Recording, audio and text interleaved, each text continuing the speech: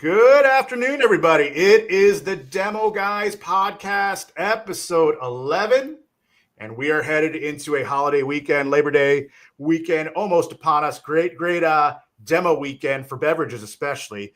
But that is neither here nor there. I am Sam Kaplan, founder of Brand Ambassador Consultants, joined as always by Jason Smith, the founder of Velocity Goats, and we're excited to be back with you again here for episode 11 of the Demo Guys podcast, and got a great show for you guys today. We're going to go over some headlines, some recent developments involving coffee and CPG. And then for our main event today, this is going to be a fun one, demo agency horror stories. This was triggered. I got triggered basically by a post I saw on social media. We will try to protect the innocent, but this is a doozy when we start talking about this post that I read. Not sure if you saw it, but if you did, you know exactly where I'm going. I've got some thoughts on it. Jason has got some thoughts on it. But first, we're going to lead off with some special announcements, some big announcements here. Jason, I've got an announcement, but we have a dual announcement to make. I'm not sure if you want to kick it off there, but I'd love for you to talk about it first. Yeah, I'm excited and I feel like it's been a long time coming, as you and I have known each other for a long time. But Sam and I have decided to start a venture together and combine our talents and bring our teams together and create one big umbrella and call it the Demo Guys Agency. So excited to announce that on this, guys. Really excited about the potential that we can bring to brands. National coverage in Whole Foods and Costco and Sprouts, many other retailers out there. And if you've ever worked with my team or Sam's, I don't know if there's anyone better out there that sells. And, we've got a pretty organized, straightforward plan. So we'd love to talk to some more brands, but I'll let you talk about it too, Sam. Yeah, and Brand Ambassador Consultants will continue. Velocity Goats will continue. But basically, Jason and I are forming a agency supergroup, a third agency supergroup that when it comes to certain clients and accounts, we feel like there's going to be a mutual benefit for all parties involved, in which we combine our resources and work on behalf of some of those clients on some really big projects. So we're excited to launch that. We are about to ink our first client together. That's going to happen probably any hour now, but there's some other irons in the fire as well. But that's exciting as well. Also want to shout out Sarah Delaney from Cirilla. I was given the honor recently to be named to Cirilla's advisory board. Cirilla is a tremendous beverage and a non-alcoholic adaptogen beverage sold. It recently just launched at Raley's, but has been sold at Sprouts for the last couple months. So I just want to thank Sarah. It's been a pleasure working with her the last couple months, and I appreciate this opportunity. Serving on an advisory board has actually been a goal of mine for quite some time. So I appreciate Sarah for making that dream happen. But excited to continue the mentorship with Cirilla, doing everything I can from my perspective to, in my experience to help them out. But it's a really awesome advisory board that Sarah has put together. And I think the sky is the limit for Cirilla. But, if you haven't checked them out yet, make sure you head to your local Sprouts and check them out there, or you can check them out online. Cirilla Sarah has an amazing founder story, very inspiring. Some of the obstacles and hurdles that she's encountered in her life, but she's paying it forward with Cirilla's overall mission. So you can check out for more on Cirilla at their website. Just Google them; you'll be taken right there. But we have our headlines coming up here. Before we get to that, I want to thank our sponsors at the top of the show here: Retail Row by Shelf Made and Promo Mash. I'll tell you a little bit more about Retail Row in a little bit, but I want to talk to you right now about Promo Mash. Promo Mash is the official CRM of the Demo Guys podcast. It will be the CRM. It's been the CRM for Velocity Goats and Brand Ambassador Consultants, and it will be the official CRM of the Demo Guys agency. But this episode is indeed brought to you by Promo Mash, which is literally what we use to run our demo programs. We're not just talking about it, we're in it every day, from scheduling and staffing to tackling demo results and making sure every store visit actually happens. Promo Mash is the platform that helps us stay sane. Before Promo Mash, it was spreadsheets, texts, guessing, chasing down reps, all that chaos. Now we've got real visibility. We know what's working, and our field teams actually feel supported, and our clients, they're getting the visibility as well. And we're not alone. Hundreds of the most well-known CPG brands are using PromoMash to grow their demo programs, scale their teams, and finally see some ROI. So if you're still juggling demos on Google Sheets, do yourself a favor and check it out. And if that wasn't enough, PromoMash also helps you clean up the back end, including deductions, trade spend, and other financial details that often get overlooked. Go to promomash.com and tell them the Demo Guys sent you, and say hello to Yuval. Yuval, one of the good friends here of the Demo Guys podcast, been a good friend to Jason and I for years now, and just a good friend to the CPG industry. Turning the page here, now we're going to get into our headlines. This was kind of surprising to me, maybe not to everyone, but KDP, which is already well vested in coffee. The K in KDP is Keurig. I wouldn't even say that KDP is doubling down on coffee. They are tripling down on coffee right now with the acquisition of JDE Peet's. It's going to be an $18 billion deal. KDP stock fell upon news of the announcement, but JDE Peet's, their stock went up. Jason, it took me by surprise. Did this announcement take you by surprise? I mean, nothing surprises me anymore, Sam, in CPG, but yes, I mean, obviously this is a big deal. And, just a little bit about it, just unpacking it the way it's going to be set up. So this will become two new publicly traded companies. So a beverage company, which is Dr. Pepper, Canada Dry, 7-Up, and A&W will be one. And then a global a coffee company, which will be Maxwell House, Peet's, Loire, Jacobs, Dual, Egberts, Kenco, Paleo, Old Town. I can't even pronounce some of these. Super Makona. Like you hear all those names, and it's mind-boggling to me that that's all going to be underneath one umbrella. And how do you manage that? I don't understand how you manage it. So that's just I've always been a one brand person when I've worked for one, I've worked for many brands, but I've always worked with one brand, except when I worked as a broker, and I was struggling as a broker, just managing maybe 10 or 20 brands. But this is a whole different level when you're an account manager. So, it blows my mind, to be honest. It blew my mind, and, I did a deeper dive into it. And one of the things I've noticed in the articles that I've read, it's mentioning that the Keurig sales of the single shot the cups, what do you call them? The pods. Yeah. Those sales are down. Yeah. And I think they're down significantly. And the articles don't go on to say why, but if I could speculate, just using an educated guess, I wonder if it has to do with the movement against microplastics. I've used Keurig in the past. I don't think it's the best machine out there. I don't like the way it makes my coffee. I didn't like the way it made my coffee. The technology, the way it works, it heats just a small fraction of the actual grinds. And it's heating up these microplastics, and they potentially could be getting into your coffee.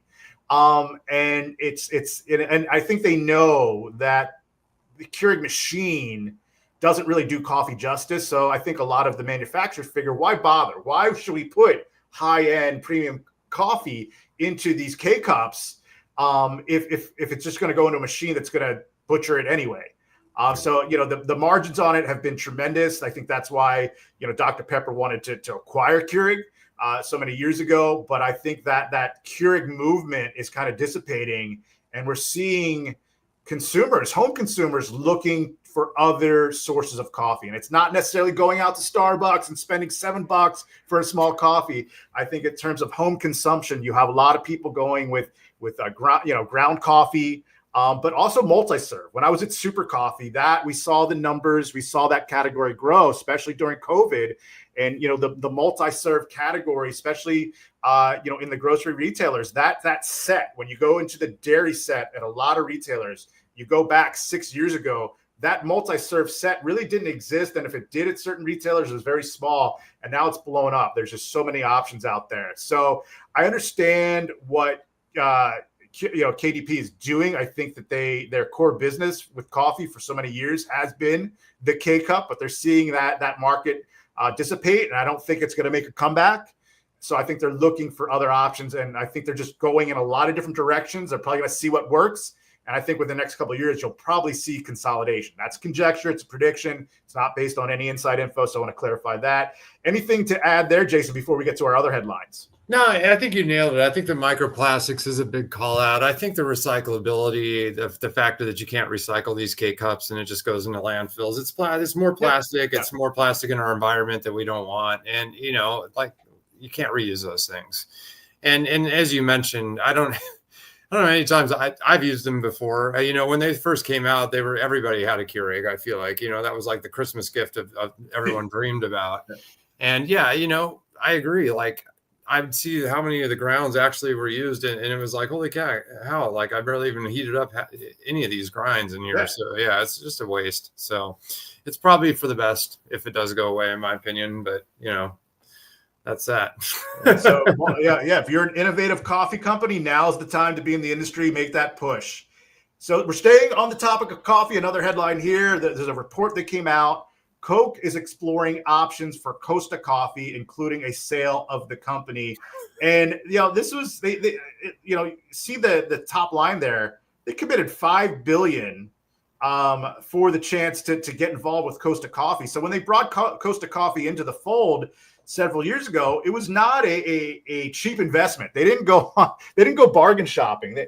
But Jason, like Costa is not a brand that I'm overly familiar with. I've seen it in the airports. It's a cafe. It's home use. I believe they have an RTD product that I've never seen in the wild. But this is interesting that Coke is the language that Coke is using, they're basically calling the Costa Coffee acquisition a failure. They're being very transparent about it. They're not afraid to call attention to their mistake.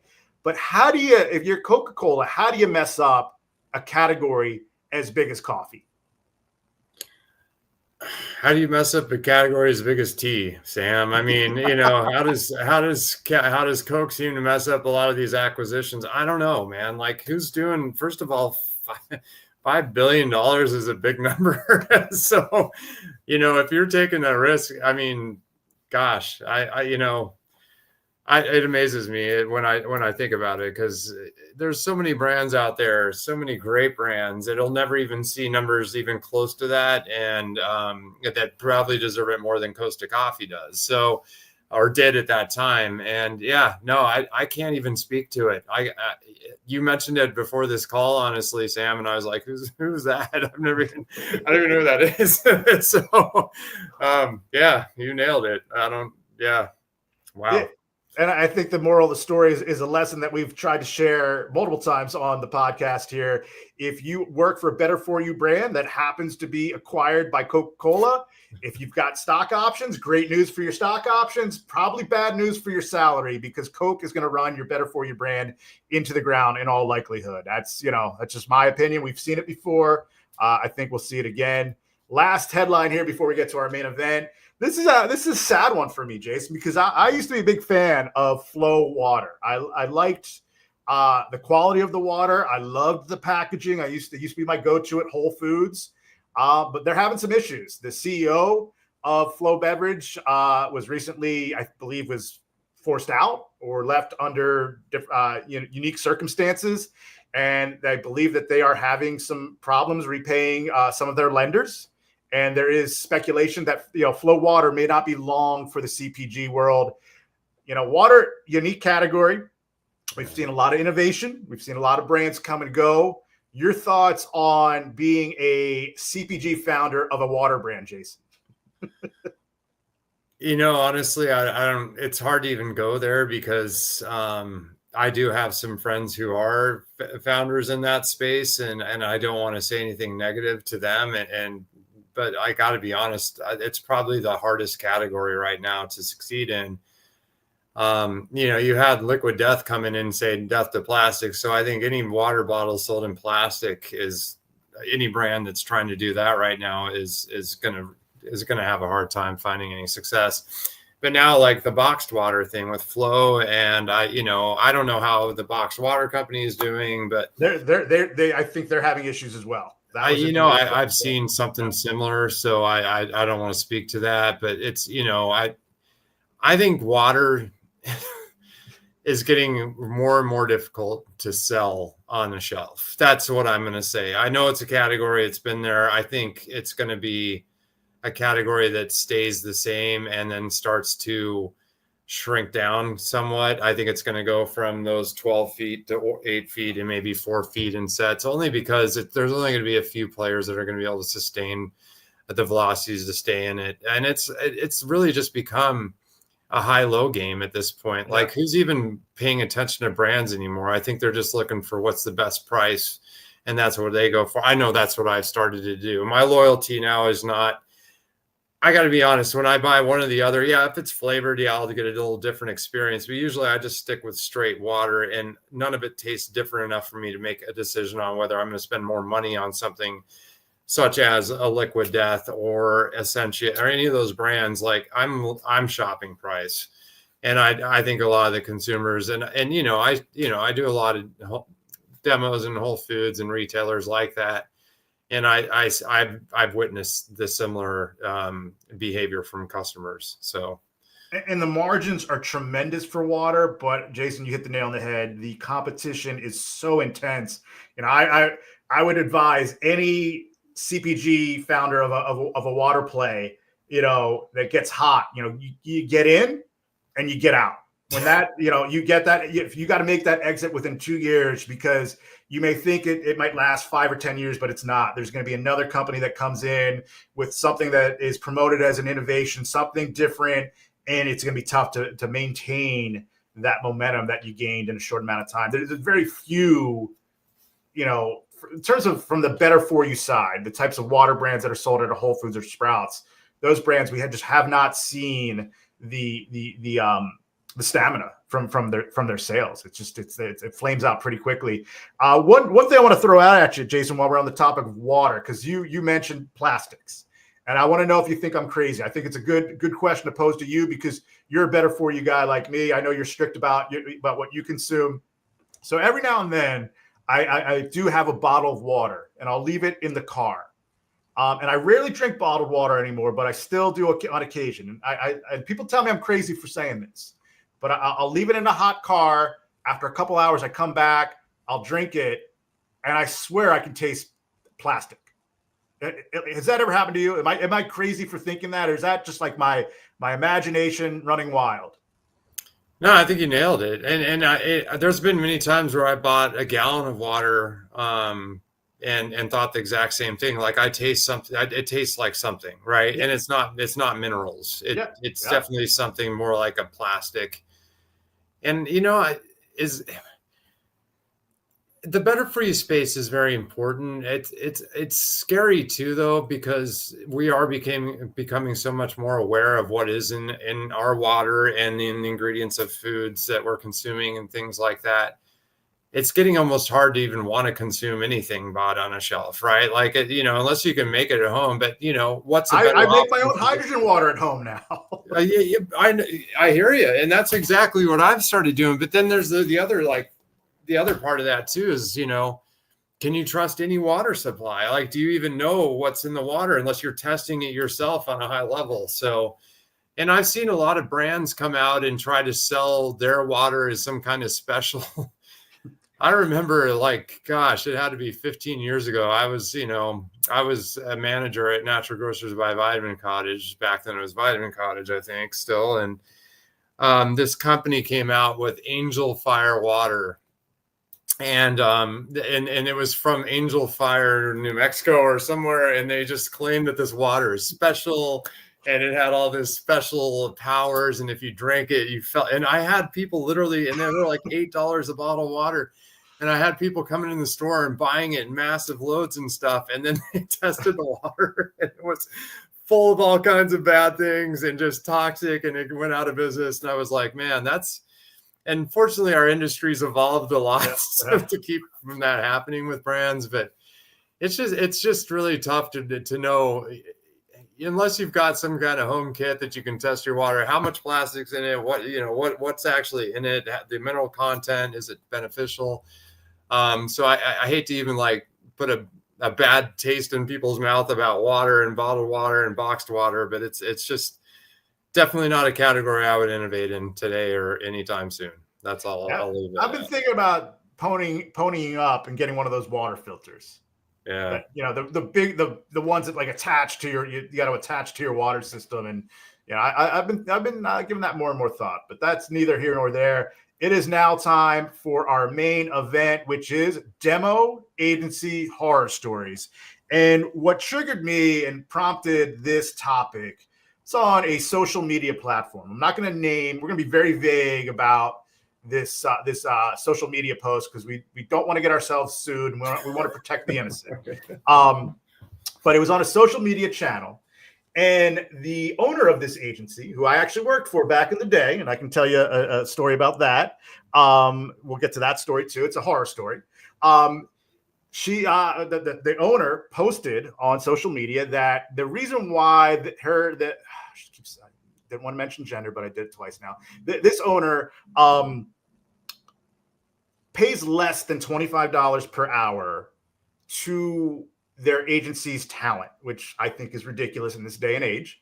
Brands out there, if you don't work with Jason or I in terms of agencies, that's fine, but just make sure you work with an agency that pays their brand ambassadors a minimum of $25 an hour. That's what I'm going to tell you, because when you go below $25 an hour, you get what you pay for, and it's pretty scary. But again, neither here nor there. I digress. So this post was just from the agency founder justifying why they pay significantly less than $25 an hour. And the agency owner claimed it's because they have legal fees that they have to incur these legal fees to protect their brand partners because of no-shows, and that they have to go after their brand ambassadors at no-show demos or events and ghost the agency. They have to go after them legally, and they need to charge. They need to pay less so that they can go after these brand ambassadors, which is unheard of. Jason, the thing that I brought up is I didn't know you could sue a brand ambassador for no showing an event or demo. I didn't know that. And if I was a journalist, I'd probably search through the legal system to see if there's actual lawsuits that were filed by this agency against the so-called brand ambassadors that no-showed these demos. Because to me, what are the true damages? In order to sue a company or a person, you really have to show damages. And there are damages when someone no-shows a demo. When a brand ambassador does not show up for a demo, it hurts the agency, it hurts the brand, it jeopardizes the relationship with the retailer. It's a bad thing, no doubt about it. But my move is to terminate that brand ambassador's relationship with our agency rather than go after them legally. It's just it's mind-boggling that the agency owner, whether the agency owner actually sues brand ambassadors or not, it's just ridiculous to even put that premise out there. Whether the agency is following through on that and actually doing that, that's crazy. And if they're just saying it but not doing it, that's crazy as well. Jason, I've got more to say on this, but I could talk for an hour straight. I want to turn the mic over to you for a little bit and see what you have to say. So first and foremost, you and I have run our agencies differently. And I think not in any negative way, just in a different format. You hire more of an independent 1099. I've always tried to prefer a W-2 employment. And for a good reason for me is I vet people heavily. I want to make sure that they really want to be selling what they're selling and they're passionate about it. And I'm not going to move forward with someone unless I really feel like, I've first and foremost spent a half hour paying them to train them. And I've done a lot of work on the back end. I've asked for references. I've done everything on my part to make sure that they're going to show up and do a good job. And yeah, has it been 100% successful? No, I'm not going to lie. There's been a couple that I've hired that haven't turned out to be great. And I've taken the time to try to make them great. But eventually, like you'll get to a point and you'll really learn whether that person's not everyone is a natural born salesperson. Some people have other talents and other things that they like to do. Sales demos, it's harder than a lot of people really understand until you've done it yourself. Like, and it's another thing too, whereas I always try to point that out to brands, like, those are the face of your brand. Like, the people in the stores, it's essential that you get the right people, because, you know, that's most customers' first, their first time ever engaging with your brand is through that person. And if they can't speak to your brand, or if they're not passionate, or if they don't want to be there, it's not going to come across well to that customer. And will they remember that experience? Yes. And will they purchase your product? Probably not. So that's a big deal. And, you know, I would say this: if you're not going to pay enough to keep people happy and engaged in selling your product, you have to expect a no-show, because there's people like Sam and I who are looking for talent, and we're going to try to hire them for a higher dollar amount, and they're probably coming to work for us. And I'm sorry that you had the no-show and they didn't show up for you, but what could you have done as a founder or as a business owner to make them show up? And I don't think paying them a less wage so you can save money, so you can go after the other brand ambassadors legally who don't show up, is a solution. And that's just my opinion. I think it's a bad way to run a business. And I think it's going to be it's going to be hard to attract brands for that model long term. So what do you think? There was a movie that came out quite a few years ago called Moneyball. It starred Brad Pitt and Jonah Hill. And there's a line in the movie where the Jonah Hill character is talking to the character played by Jonah Hill is on a flight, a team baseball flight, talking to a character that's portraying David Justice. And they're talking about, the fact that the Oakland A's at one point allegedly made players pay for soda out of the soda machine. And the David Justice character asks the Jonah Hill character, hey, you know, what's with that? And Jonah Hill says, you know, Billy Beane, the GM for the Athletics, believes in keeping the money on the field. And that to me has been my belief. You keep the money with the talent. Like, I'm not going to spend money hiring lawyers to go after brand ambassadors that I don't want to work with anyway. I'd rather just spend that money on trying to make them higher paid so they feel more vested and motivated to continue to work with me and want to keep the job. So, and I just don't know whether you could really sue a brand ambassador for that. Again, it is damaging,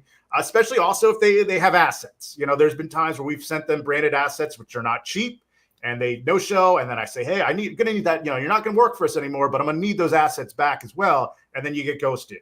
But, you know, maybe tops, you're looking at $50 to $100 worth of branded assets to sue someone in this day and age. It's going to cost you a lot more than $100. So it just, that post really triggered me. And I worked for that agency, and it was one of the worst. I shouldn't say one of the worst. It was the worst experience I've had as a brand ambassador. You know, that's how I got into this industry. I was a brand ambassador myself. Started out as a side hustle. I had a different job and I needed to make some money on the side. And I didn't plan on becoming a brand ambassador. It just kind of happened.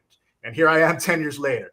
But I worked for this agency, and it was the worst experience of my life, because it was for a brand that was a great brand. It's still around to this day. They got them as a client. Good for them. And I was there as a third party representing the agency at a Whole Foods. I believe it was Whole Foods Plymouth meeting. And almost the entire time, I felt like I was being harassed by the owner of this agency. It was, oh, you need to position, like I had to send pictures of my demo table, and I had to keep positioning things this way and that way. And I had to take certain types of pictures. It was like I was doing a photo shoot. It was like I was being coached. And I'm thinking to myself, does this owner want me to engage customers and sell to customers, or did they just want me to do a photo shoot? And this went on. I was getting texts. And then if I didn't get back to the text right away because I was talking to a client, I would get a phone call. And it's like, it was the most maddening experience of my life. And, you know, agencies that conduct themselves this way with clients, with brand ambassadors, it's just so damaging for our industry, because it potentially drives brands away for good.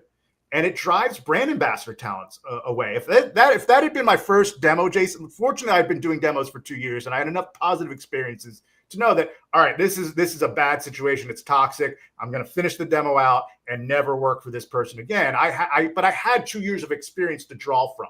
Had that been my first demo, I never would have demoed again. And we wouldn't be here where we are today. We wouldn't be doing a podcast right now if that had been my first demo.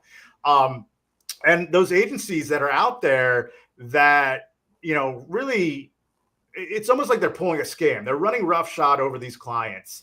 And if it's a brand's first time doing demos with a third party, odds are they're going to have such a bad taste in their mouth that they're done demoing. They're just not going to demo again. But the reality is, if they're an emerging brand and they want to grow, they're going to have to demo. They just don't realize sometimes that they picked one of the worst possible partners they could find.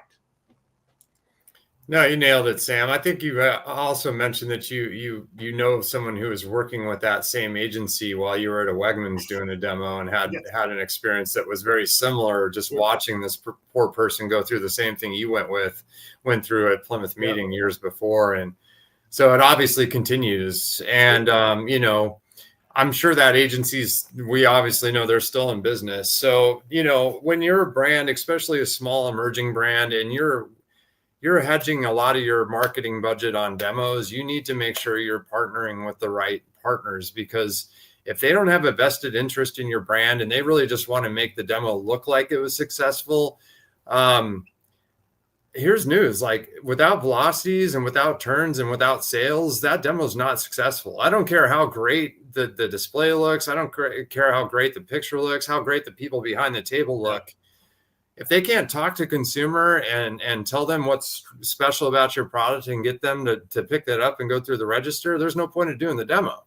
You might as well just put something out in the park and some trees and stuff and make it look really pretty and take pictures, because that's all you're getting. And to me, that's not a worthwhile investment. And it's not.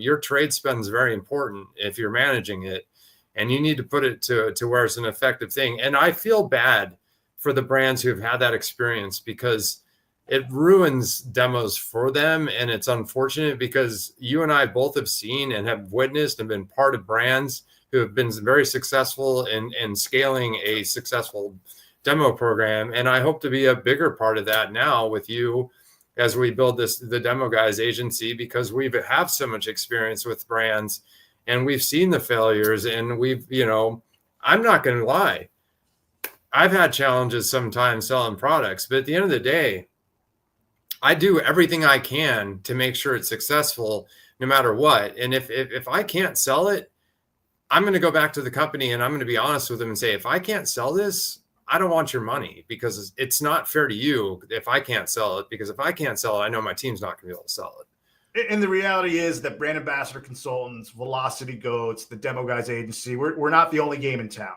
Yeah. There's other good agencies out there, and I am glad that there are.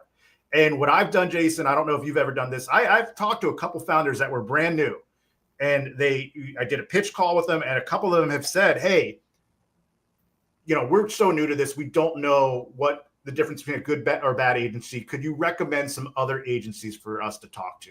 And I've recommended other good agencies. I don't hesitate to do that, because there's other good agencies out there. Vibrance Marketing is another, is a good example of that. And I'm not upset when I find out that a potential client that I pitched went with a good agency. Reason being is because I know that agency will do a good job for the brand, and that brand will not be turned off by demos, and they will stay in the industry and continue to invest in demos. So, and that offer goes out there to any founder that's listening to this, that's thinking about demos. Yes, I'll do a free consultation with you for half an hour. And if you ask me, hey, who are some other companies that you think we should talk to? I will give you the names of those companies. No hesitation. I just want there to be a positive experience for brands and brand ambassadors, so we can get back to where we were before COVID. I felt like the in terms of the amount of demos, the amount of brands that were investing in demos at the various retailers, just the level of activity, felt like that was the golden age of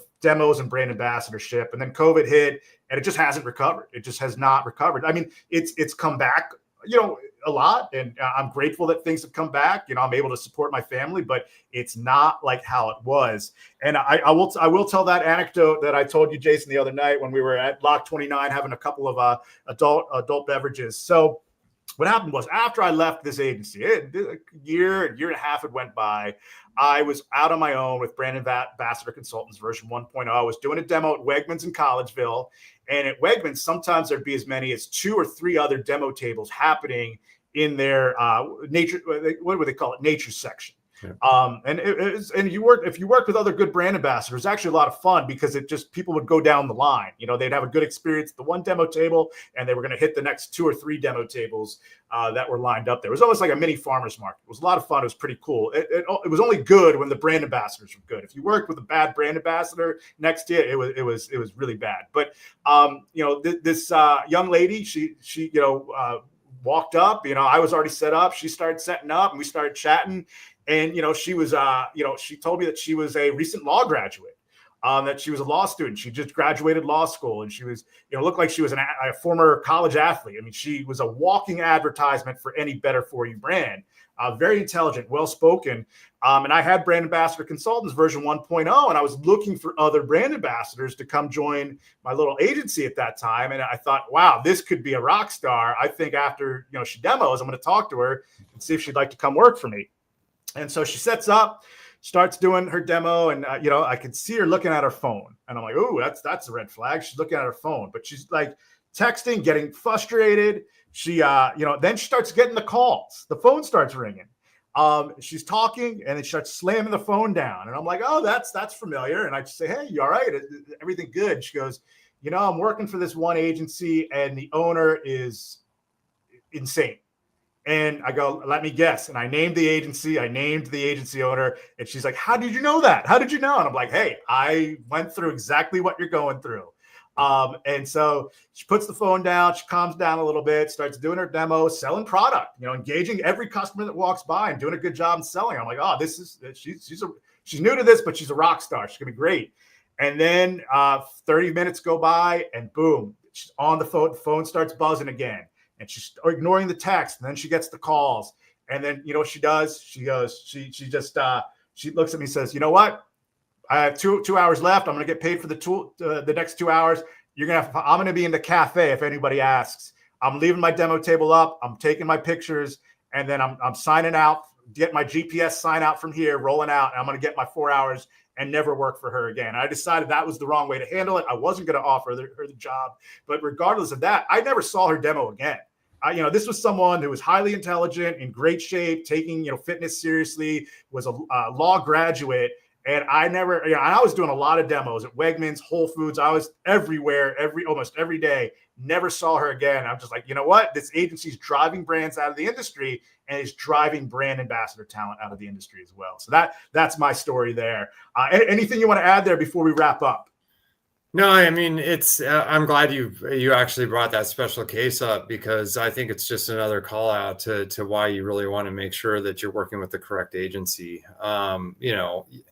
I respect my people. I know you do too, Sam. Like I said, I vetted them, and honestly, the majority of my team has been working with me for well over a year now because of that. And, I respect them. I treat them like I would my closest friends, because they're people I care about. And I know they give out a lot. They give up a lot. Like, they're in there every weekend. They're spending 4 or 8 hours on their feet in a Whole Foods, doing their best to sell a product. And that, hopefully, they've created a huge clientele for it because they believe in it so much. And that's what's happened. And the relationships in the stores they've created have been phenomenal. And they just, it's just, if you embrace your team, and that, I think this stands for any sales team for that matter. Like, you have to invest in your talent to get results, and paying a low wage and anything like that is basically disrespectful. And in today's world, honestly, I mean, $25 an hour is barely even fair, in my opinion. Like,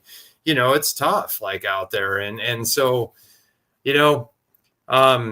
thank you for that example. Hopefully, some agencies who are doing that to their team might think a little different if they listen to this. I hope, because, I've been on that receiving end of those calls too. And it's I would never work for an agency like that either. You can't micromanage a brand ambassador during a demo. You can't do it. Yeah, they gotta have their mind right. It's a public facing job. They're talking to people, and if they're in a bad mood, man, they're gonna take it out on your customers. Don't mess with your brand ambassadors during a demo.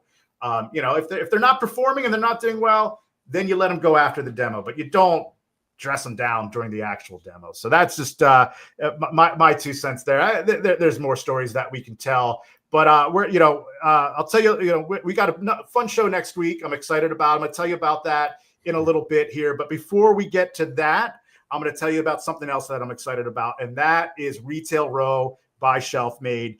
This episode is sponsored by Shelf-Made and Retail Row. Shelf-Made is a platform and community built specifically for product-based founders.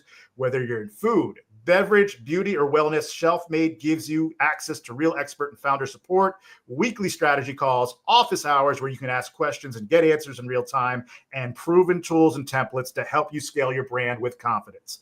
They've also launched Retail Row, a step-by-step retail readiness hub designed to help you get into top retailers like Target, Walmart, Whole Foods, Costco, and Amazon. Each section is taught by top-tier brokers who specialize in that exact retailer, people who've gotten hundreds of products on the shelf. You'll get insider strategy, buyer expectations, timelines, pitch templates, and live sessions to make sure you're fully prepared before you ever reach out to a buyer. Whether you're launching or scaling, Shelf-Made and Retail Row are giving founders everything they need to win at retail without the guesswork. Check them out at shelfmadecpg.com. I'm also part of Shelf-Made and Retail Row. And I did an expert call on Costco demos and roadshows last month. I'm going to be doing another one in September as well. So make sure you sign up for Retail Row. Let them know the demo guys sent you at shelfmadecpg.com. And then that's it for this episode. But we'll let everybody know we're going to be back next Wednesday. That will be September 4th. My goodness, it's September already. We're almost at football season. We will be back next Wednesday live on LinkedIn Live and YouTube at 12 noon Eastern Time, Wednesday, September 4th. And the topic will be in honor of football season. Jason and I we're calling it the Snack Attack. At least for now, maybe we'll change that title. It's a little corny. I came up with it. I admit it's corny. But basically, Jason and I, we're going to do our draft series again, where we each draft our fantasy team. But next week, it will be our best, better for you snacks. So excited about that. Jason and I love going head to head. We're going to see who gets the better team, and then we'll put our rosters out on LinkedIn and put it out to a vote. But I'm excited for that show, Jason. It's going to be another fun one. That is going to be fun. I'm going to be bringing out some founders, some emerging brands that maybe nobody's heard of that people need to hear about because they're great. So yeah, I'm excited for it. But he's Jason Smith. I'm Sam Kaplan. We got to get out of here. We got work to do. You've been watching the Demo Guys podcast. Thanks, everybody.